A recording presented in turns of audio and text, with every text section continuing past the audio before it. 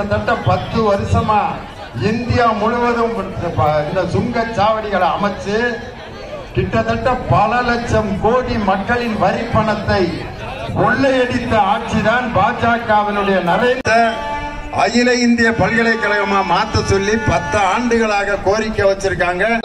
நம்ம மாவட்டத்தில் இருக்க காந்தி கிராம பல்கலைக்கழகத்தை அகில இந்திய பல்கலைக்கழகம் ஆல் இந்தியா யூனிவர்சிட்டியாக மாற்றுகிறோம் அப்படின்னு. வீட்டில் ஒரு பொம்பளை சும்மாதான் இருந்தோம்னா கஞ்சி குடிக்க முடியாது, போடுற துணியை துவைக்க முடியாது. ஆனால் ஒரு பெண் வீட்டில் செய்யக்கூடிய வேலைக்கு வீட்டில் நம்ம இதுவரைக்கும் அவங்களுக்கு எந்த விதமான சம்பளமும் கொடுத்ததில்லை. ஆனா வீட்டிலே உழைக்கின்ற அந்த பெண்களுடைய உழைப்பை மதித்து மாசம் 1000 ரூபாய் உரிமை தொகை கொடுத்த தலைவர் நம் தளபதி மு.க. ஸ்டாலின். அந்த 1000 ரூபாய் உரிமை தொகை அப்பா அதை வாங்கின பிறகு நம்ம சகோதரிகள்லாம் அந்த 1000 ரூபாயை வச்சுக்கிட்டு அவங்க நடையே மாறிடுச்சு. ஆண்கள்லாம் பாத்தீங்கன்னா கொடுத்து வீட்டுக்காரர் எங்க அண்ணன் ஸ்டாலின் பஸ் ஃப்ரீயா நாங்க போவேன், நீ காசு கொடுத்து வையா அவன் எப்படியே பாக்குறான் நேரண்டி நேரம் அப்படின்ட்டு. ஒரு அம்மா மெட்ராஸ்ல பஸ்ல ஏறிச்சு, கண்டக்டர் கேட்கிறாரு எங்கம்மா போனா, நாங்க எங்க வேணாலும் போவோம், நான் இறங்குற வரைக்கும் எனக்கு டிக்கெட் கொடுன்னு பாருங்க. உண்மையிலே இந்த ஒரு உரிமையும் சுதந்திரத்தையும் ஒரு தலைவர் கொடுத்திருக்காருன்னா அதுதான் நம் தமிழக முதல்வர் தளபதி மு.க. ஸ்டாலின். அதே மாதிரி ஒரு வண்டி தான் கொடரோடு தாண்டி வாடிப்பட்டி போறதுக்குள்ள மரத்துல மோதி டிரைவர் அங்கனையே அவுட்டு. அப்படின்னு டிரைவர்கிட்ட எங்க இருந்துரா எனக்குன்னே வந்து சேர்ற, நான் நிம்மதியா ஓட்டணும், உனக்கு ஒண்ணா இருக்கக்கூடிய ஒன்றிய பிரதமர் நரேந்திர மோடியோட ஆட்சி. இன்னைக்கு நம்ம எல்லாரும் இந்துக்கள், கிறிஸ்தவர்கள், இஸ்லாமியர்கள் பாய் நிக்கிறாரு.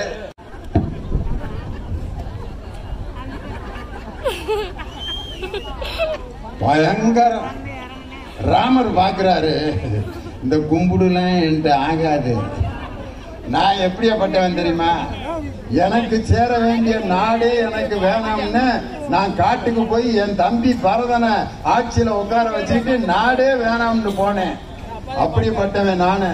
வழியில இருக்கக்கூடிய குரங்கினத்தை சேர்ந்தவங்க, மலை ஜாதியை சேர்ந்தவங்க, குகன், சுக்ரீவன், விபீஷணன் எல்லாத்தையும் என் தம்பி ஆக்கிட்டு நான் ராவணனை சண்டை போட போனேன். மலை ஜாதியை சேர்ந்தவ குகனை என் தம்பியா நான் ஏத்துக்கிட்டேன் ராமர். ஆனால் ஒரு மலை ஜாதி பெண்ணை இந்திய குடியரசுத் தலைவராக இன்னைக்கு திரௌபதி முர்மு அவர்கள் இன்னைக்கு இந்திய குடியரசுத் தலைவராக இருக்காங்க. ஜனாதிபதிங்கிறது பிரதமருக்கு மேல இருக்கிற பதவி. அவங்க தான் இந்தியாவின் நம்பர் 1 பெண்மணி.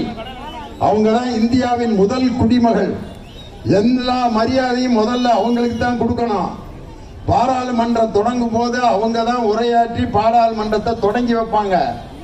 ஆனா அந்த ராமர் கோயில் திறப்பு விழாவுக்கு அந்த திரௌபதி முர்முங்கிற ஜனாதிபதிய கூப்பிடல.